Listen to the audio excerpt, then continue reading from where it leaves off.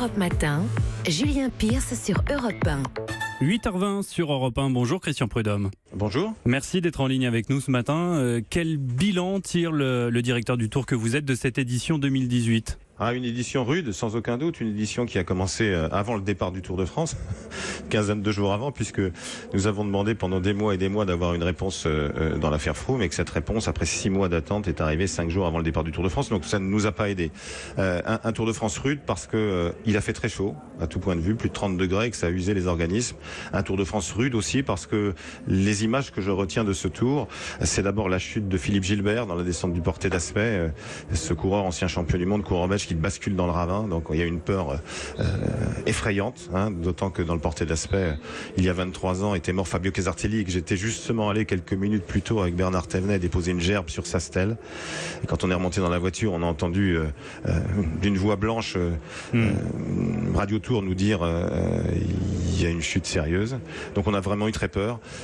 Dire aussi le courage exceptionnel de ces coureurs, puisque Philippe Gilbert, après avoir chuté dans le ravin, est remonté sur son vélo, a fini l'étape, et qu'on a vu ensuite qu'il avait une fracture de la rotule. C'est un vrai symbole de ce que sont ces champions, si souvent vilipendés, mais qui ont un courage absolument extraordinaire. Alors justement, le Tour a commencé sous les sifflets du public à l'encontre de Christopher Froome. Vous avez rappelé, voilà, il a été autorisé à courir 5 jours seulement avant le début de la course, et au final, c'est l'un de ses coéquipiers de la Sky, Geraint Thomas, qui monte sur la plus haute marche du podium. Tout le monde y trouve son compte au final ? Vous savez, la Sky, c'est un peu le Real Madrid ou les plus grands clubs dans le football, c'est-à-dire qu'ils ont un budget supérieur aux autres, même si le budget du seul Paris Saint-Germain fait tourner une année complète de cyclisme, toutes les équipes, tous les coureurs et toutes les épreuves, donc on va relativiser, mais ils ont un budget supérieur à tous les autres, et ils engagent les meilleurs coureurs du monde. J'en veux pour preuve les plus jeunes, d'ailleurs le colombien Bernal, vainqueur l'an passé du Tour de l'Avenir, qui a été un équipier remarqué et remarquable cette année, ou un jeune russe vivant en France qui s'appelle Sivakov, qu'on n'a pas vu sur le Tour, mais qui est d'ores et déjà engagé par la formation pour les années futures. Donc il y a sans doute une réflexion à avoir, un peu comme le basket américain le fait, sur un rééquilibrage des forces en présence, mais ça dépendra de l'Union cycliste internationale. Vous pourriez pas, vous, en tant que directeur du Tour, imposer une sorte de salary cap ? Non, nous ne pouvons pas, nous pouvons plaider la cause du salary cap, et nous le ferons, mais non, ça dépend pas de nous. Ce que les gens ont souvent du mal à comprendre, c'est que les organisateurs du Tour de France ne font pas les règles. Ça n'est pas comme la Coupe du Monde qui est celle de la FIFA, ou les Jeux Olympiques qui sont ceux du CIO. Nous sommes organisateurs avec une fédération internationale qui fait les règles. Christian Prudhomme, beaucoup de suiveurs du Tour ont trouvé que cette édition a été ennuyeuse. Est-ce que c'est un sentiment que vous partagez ?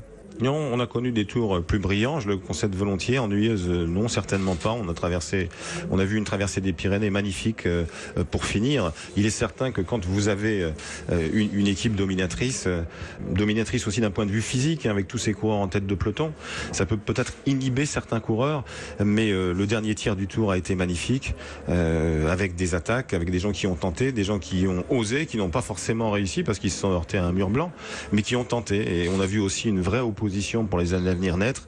Je pense à Tom Dumoulin, le coureur hollandais qui finit 2e du Tour de France, le champion du monde du contre-la-montre, vainqueur du chrono samedi.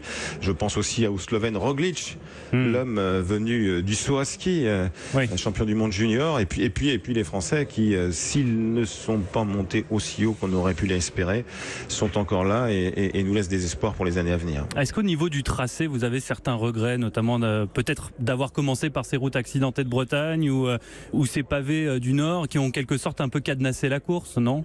Non, certainement pas. Vous savez, le Tour de France, après le Tour de France, il y a toujours un Tour de France. Donc c'était simplement la 2e fois en 10 ans que nous faisions 10 jours dans la plaine. Je revendique le fait d'aller à l'ouest d'une droite Pays Basque, Alsace, d'aller en Bretagne, d'aller en Vendée, d'aller en Normandie, d'aller dans le Nord, qui sont des régions essentielles de la France et du Tour de France, mais où il n'y a pas de montagne. Donc oui, on joue avec, on varie les parcours au maximum.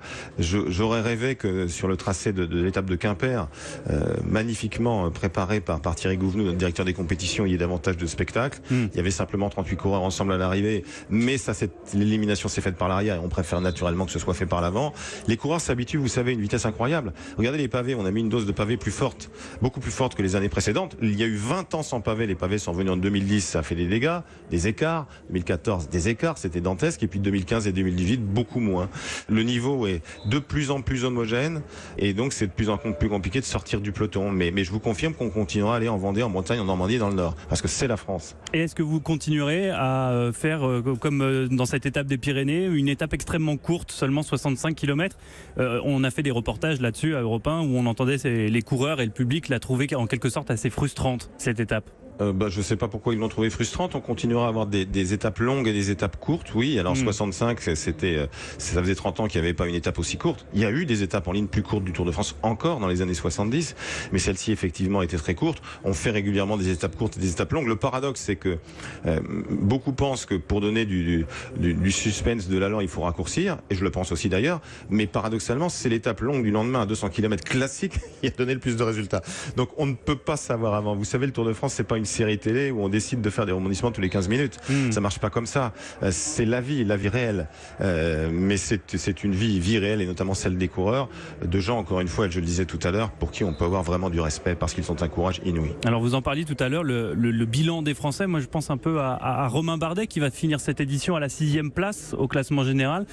C'est très frustrant. Il a été 2e, il a été 3e. Est-ce qu'il va gagner un jour ce Tour, Romain Bardet, Christian Prudhomme? Ah, si j'étais Madame Irma, je pourrais vous répondre.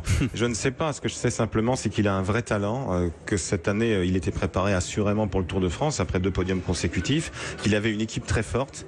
Et puis, les ennuis pour sa formation à G2R mondiale ont commencé le dimanche qui précédait le Tour avec le championnat de France, la chute de Tony Galopin qui se casse une côte, qui est quand même au départ, et puis la chute d'Alexis Vuillermoz, et puis encore une 3e chute, ce qui fait qu'ils se sont retrouvés à 5, et naturellement à 5, ça n'est pas pareil qu'à 8 pour lutter contre les autres formations qui sont au complet, d'autant plus qu'au malheur de ses équipiers se sont ajoutés ses propres soucis et ses pépins mécaniques au moment où la bataille se déclenchait à Mur de Bretagne, et puis surtout ces croix-crevaisons successives sur les pavés qui menaient à Roubaix et qui l'ont contraint à 3 poursuites de 70 ou 80 km au total qui ont assurément pesé dans la bataille. Dernière question, Christian Prudhomme. Au-delà de la course en elle-même, il y a eu quelques images malheureuses, quelques débordements venant du public, notamment dans la montée de l'Alpe d'Huez où certains coureurs ont été bousculés ou ont chuté. Il y a eu aussi des fumigènes. Bref, est-ce que vous allez devoir serrer la vis l'année prochaine ? Écoutez, le public du Tour de France, il est toujours, et il a encore été aujourd'hui, dans cette édition 2018, un public magnifique, bienveillant, familial. Il y a eu, en revanche, et c'est vrai, hélas, 3 km exécrables dans la 2e partie de la montée de l'Alpe d'Huez. Ces dernières années, on assiste à un phénomène qui est que sur des lieux mythiques du cyclisme, l'Alpe d'Huez ou le Ventoux, des gens se rassemblent qui n'ont qu'une seule envie, se montrer, faire des selfies, courir à côté des coureurs et qui se moquent des champions. Ça concerne 3 km, mais 3 km qui en effet se voient, 3 km qui font tâche, je le concède bien volontiers. Ça n'est pas le public du Tour de France, pas du tout. Nous faisons passer beaucoup de messages de prévention qui sont indispensables. Il faut les répéter. Et c'est à vous aussi, les médias, de le faire pour faire en sorte que le Tour reste le Tour. On ne mettra jamais 3500 km de barrière. Ce serait la négation du Tour de France. D'autant plus que cette année encore, dans ce Tour de France qui s'est achevé hier, il y avait un public familial, le public bon enfant du Tour de France, sur 999 pour 1000 du parcours du Tour. Merci Christian Prudhomme, directeur général du Tour de France, d'avoir été mon invité ce matin sur Europe 1.